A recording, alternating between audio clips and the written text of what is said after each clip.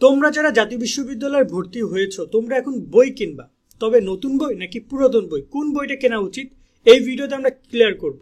অনার্সের বই কেনার ক্ষেত্রে বিশেষ সতর্কতা অবলম্বন করতে হবে। এমনকি অনেকে বই কেনে না, তারা শুধুমাত্র সাজেশন কেনে, সলিউশন কেনে, সেগুলো পড়ে। আদৌ তাদের সেটা ডিসিশনটা ঠিক নাকি ভুল সেটা আলোচনা করব।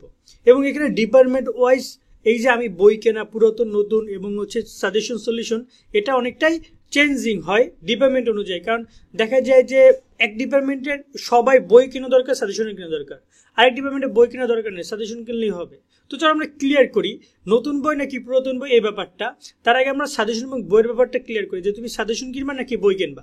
সাজেশন তোমরা পরীক্ষার আগে ছাড়া পাবা না, পরীক্ষা ঠিক 2-3 মাস আগে তারা সাজেশন ছাড়া বিভিন্ন প্রকাশনী, এছাড়া তোমরা বই সবসময়ের জন্য পাবা।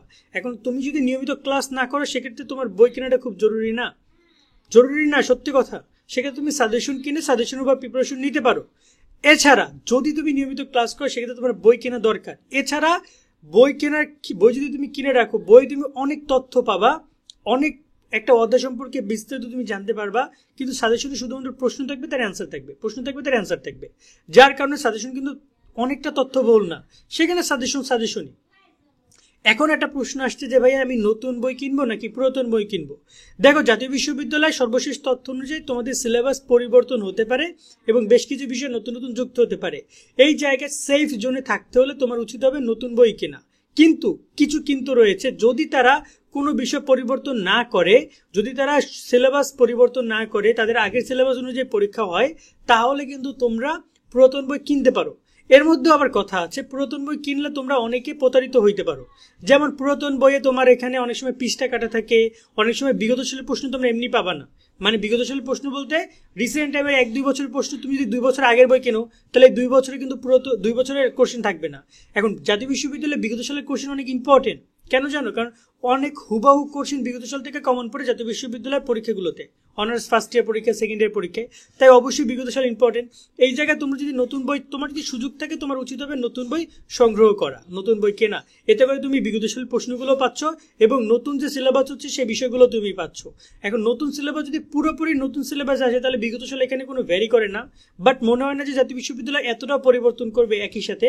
বাট যদি তারা করে সেক্ষেত্রে তোমাকে বলবো নতুন বই কেনার কোনো বিকল্প নাই। তোমরা এক্ষেত্রে বই কেনার আগে একটু হলেও বুঝে শুনে কেনো, একটু সময় নিয়ে কেনো, আগে বইগুলো অ্যানালাইসিস করে। আমরা তোমাদেরকে বলবো কোন প্রকাশনীর বইগুলো ভালো বা কি, সেগুলো আমরা তোমাদেরকে জানাবো। এই জন্যই তোমাদেরকে বলবো আমাদের সাথে যুক্ত থাকো, সাবস্ক্রাইব করে বেল আইকন বাজিয়ে রেখে সব আপডেটগুলো তোমরা পাবা। তবে এই মুহূর্তে আমার ডিসিশন থাকবে যে বই কেনার ক্ষেত্রে তোমার কাছে যদি খুবই টাকা পয়সা কম থাকে এবং ক্লাস শুরু হয়ে যায়, ক্লাসে যদি দেখো যে বই আগেরটাই পড়াচ্ছে, তাহলে তুমি পুরাতন বই কিনে রাখো, ঠিক আছে? এবং তুমি চেষ্টা করবা নতুন সাজেশন, সলিউশন কেনার জন্য। দেখো, সাজেশন সলিউশনে কি হবে, তুমি বিগত সালের প্রশ্ন, নতুন নতুন অনেক কোশ্চেন, সেগুলো সাজেশন সলিউশনে তুমি তার প্রশ্ন এবং উত্তরগুলো পেয়ে যাবে, যেটা তোমার জন্য অনেক কার্যকরী। ওকে, তো এই ব্যাপারগুলো তোমাদেরকে আমি বলবো। এবং সেকেন্ড একটা ব্যাপার তোমাদেরকে আমি বলতে চাই যে তোমরা যারা পুরাতন বই কিনবে একটু দেখে শুনে বইগুলো কিনবে, কারণ প্রচুর বই কাটা থাকে, অনেকে নকল টকল করে, বই তো ছিঁড়ে টিড়ে কেটে কেটে নিয়ে যায়। বাট দেখে শুনে বইগুলো কেনাটা তোমার জন্য সবচেয়ে বেস্ট হবে।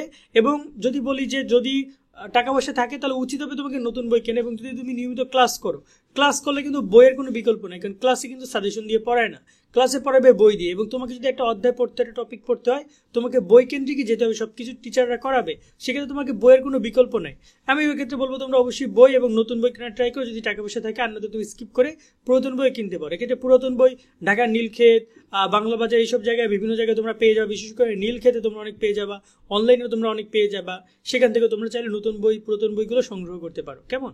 এবং চেষ্টা করবা যদি তোমরা বন্ধু বান্ধব একসাথে অনেকজন হও, সেক্ষেত্রে তোমরা 1-2 জন ঢাকায় এসে বা একটা প্রকাশনী থেকে অনেক কম দামে তোমরা বই কিনতে পারবা, মানে একটা দোকান থেকে।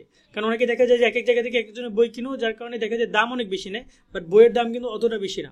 কারণ বই কিন্তু আলটিমেটলি সাজেশন আসলে বই অনেকেই পড়বা না, অনেকে স্কিপ করে চলে যাবা। বাট যাদের ম্যাথ আছে, যাদের হচ্ছে যে মানে তোমার প্র্যাকটিক্যাল বিষয়গুলো থাকবে, ম্যাথ, বিশেষ করে ম্যাথ, তাদের উচিত হবে বই কেনা। কারণ বইয়ে তোমরা একাধিক টপিক একাধিকভাবে তোমরা পাবা, সাজেশনে কিন্তু শুধুমাত্র এক টপিক বা সলিউশনে এক টপিকই একভাবে দিয়ে দিবে তোমাদেরকে।